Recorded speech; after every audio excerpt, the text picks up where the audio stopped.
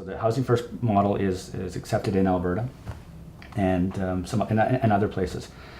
Where Medicine Hat's success has been is that I think that because we're a small city, 63,000, but we're still large enough. We're large enough and we're wealthy enough, but we're still small enough where everybody still knows everybody. Like our community housing association, the people that they house, they know their names. They know that's Bill, oh that's Bill, or that's Joe, and they know them. They're not a number. And what happens, I think, in the problem with the larger centers, say Montreal or Toronto or Vancouver, is that there's not a centralized intake. There's one centralized intake here in Medicine Hat, and you get your house, you get your place to live, and then you get the wraparound services. You get, mental health. Why are you homeless? Are you fleeing domestic violence? Is it a drug? Is it alcohol? What is it? And so you get the help you need. And so here in Medicine Hat, we try to get that central intake and then get the wraparound services. What I think is going wrong in the bigger cities is people mean well. Churches want to help you. Your neighbor wants to help you out. But if everybody is trying to help and there's basically no quarterback, you don't have control over the situation, and then you can't keep track of the people, get them housed, and get them the help they need. And that's where Medicine Hat's success has been, is the central intake. So here we are at the St. Barnabas Church, taking a look at the 12-week culinary experience. We're so excited to have you guys here today to witness our pilot project. So this is our second pilot project where we have families working together to make meals, and they're learning all kinds of skills while they're here with our mentors that are all volunteers. And so today you'll see they've made a beautiful meal, and then they're all sitting down to enjoy it together with their children. So the power of mentorship is an amazing gift. Absolutely. Well, I'm really excited to introduce you to Shannon, and Shannon was one in our first pilot project, and she's now a leader. So she was participating in the first one, and now she's a leader in the second one. So, wow. So this is Shannon. Hi. I just wanted to say how it's such a great opportunity for the community to come together and to be able to learn how to cook healthy food and be able to bounce kind of ideas off one another and learn new things.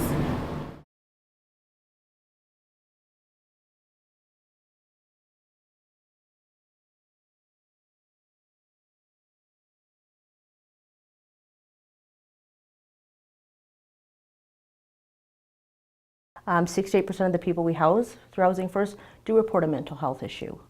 We always talk about, does homelessness perpetuate that? And the answer is yes, the research backs it up. Oftentimes mental illness is not the reason people fall into homelessness, it's just a symptom of their anxiety while they're in that state. 40% report a substance abuse. 33% of the people we serve are exposed to or fleeing family violence. Almost 30% have been in foster care at some point in their life. So there are definite reasons that people find themselves homeless. Getting a job is not a good solution to ending people's homelessness. About 30% of the people that come into our program as well are employed. They have part-time or full-time employment. It's a housing affordability issue. Some people need everyone needs different levels of support. So we have individuals that need 24/7 support. In case management, other individuals just need a quick leg up and they can be on their way. And so there's that misconception that, back to your question, of that they're lazy and just want a handout. Most of the time it's almost always a mental health issue, and then of course with that comes addictions, drugs, alcohol, and you don't have to hide it. That's the facts. My name's Ian Scott, and I'm the director here at the Salvation Army Community Resource Center. And we have a variety of different programs that we run down here. The one going on now is our hot meal program. And it is a hot meal Monday through Friday that's open every day during the year except for holidays, and providing basically a nutritious meal for people that may not have access to one otherwise. The Resource Center itself operates all kinds of different services. We have our typical Salvation Army intake, such as clothing vouchers and household vouchers and those kinds of things. Emergency disaster assistance, of course. And really just meeting the need in the community. We're developing a hub down here, and so a place for people to come and hang out, to have coffee, to play games, to build community with one another, preventing things like isolation and developing social networking. So really addressing a lot of the different poverty issues that people are facing. And as is known in those that work, the community is always in need. There's always a group of people that are looking for different kinds of services. And we're just here to help and to serve, to build that community, to develop relationships, and to meet the needs and serve the people that we can. So here we are at the Champion Center in Medicine Hat, Alberta, here with Helen and Janet. How are you guys doing? Good, thank you. Good. So what is this place exactly? It's basically a place where people come for breakfast every morning. They can get clothes here, they can get toiletries, anything of that sort of nature, anything that can help them out just in their basic needs.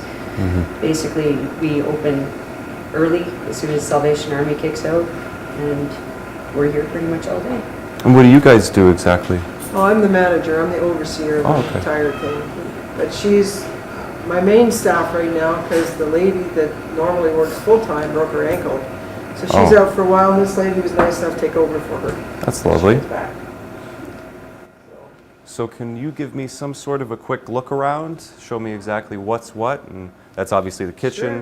Sure. Got tables here. Intake desk, this is where people come and Right. tell them what they need. We store suitcases and stuff here for homeless people who've got no place to leave their stuff. So we store that here. We supply shower goods, like personal supplies. They can have a shower if they need to clean up for a job or something. We have 6 people that live upstairs, permanent residents of ours. Oh, wow. Yeah, and we could walk through that if you like. And so this is one of the many facilities here in Medicine Hat that has contributed to the complete eradication of the homelessness problem. This is our walk-in cooler. This is where all the old stuff gets stored. Yeah. Basic walk-in cooler. It's actually quite a good size compared to a lot. Yeah, Right. it's perfect for our needs. Yeah, it is. It's awesome. So we don't want to keep the door open too long. So the people that live up here can do their laundry and whatever they need. It's all free. That's incredible. I just want to let you know that the only criteria here for the people that come in is the fact that they just need to say they're hungry and in need and have a name.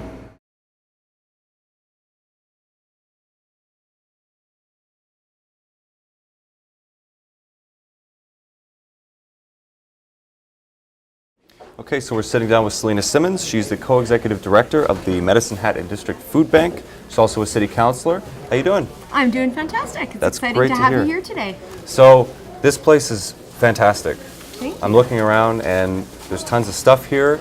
Got plenty of food, and people, from what I understand, can just come in and grab whatever they need. It doesn't work like a usual food bank. Is that right? Absolutely. So our process is set up so that people can choose what they want to eat. We know, one, we'll have less food waste that way, and 2, people are more likely to just take what they need.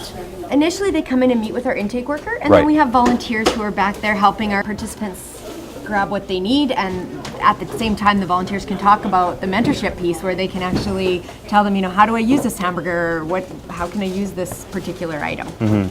And you were mentioning to me earlier a little bit about a pilot project that you guys are putting together. Do you want to talk a little bit about that? Sure, I would love to. So we have this unbelievable program called Food First. It was based around the Housing First model, but for food sustainability. We have 10 families, and those families are all right now currently working on cooking skills and how to shop effectively and budgeting and all kinds of skill-based learning. And while they're doing that, they're actually going to get deep freezes and crock pots and all the things that they need to cook. I think sometimes we forget that if you don't have a deep freeze, food sustainability is pretty difficult. So we're kind of trying to address that that core issue. So we always talk about food banks being a Band-Aid for a bullet hole. We want to deal with the bullet hole.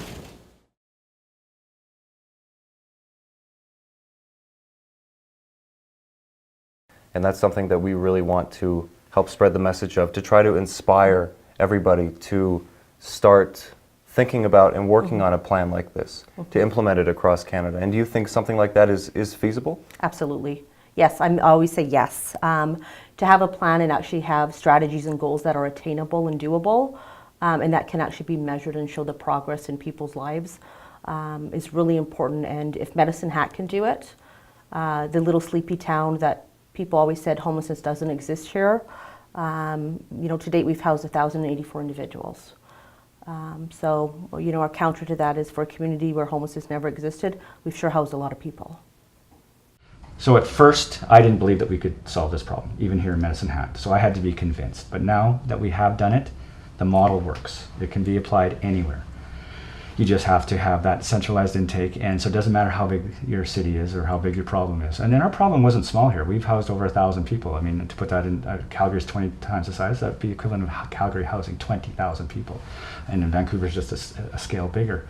And it will work. It just has to be scalable, and it can be done. But what also we have done, you know, nobody believed you can get to the moon until somebody gets to the moon. Nobody believed you can fly until somebody flew. Nobody believed you could end homelessness until somebody or a municipality did it. And so we are providing, and this is cliche and it sounds corny, but hope. And a lot of our, actually we talk about hope. Is homelessness, any homelessness is hope and providing hope. And now we've shown, and we can provide hope to, well, the world, frankly, but to the rest of the country as well, that it can be done.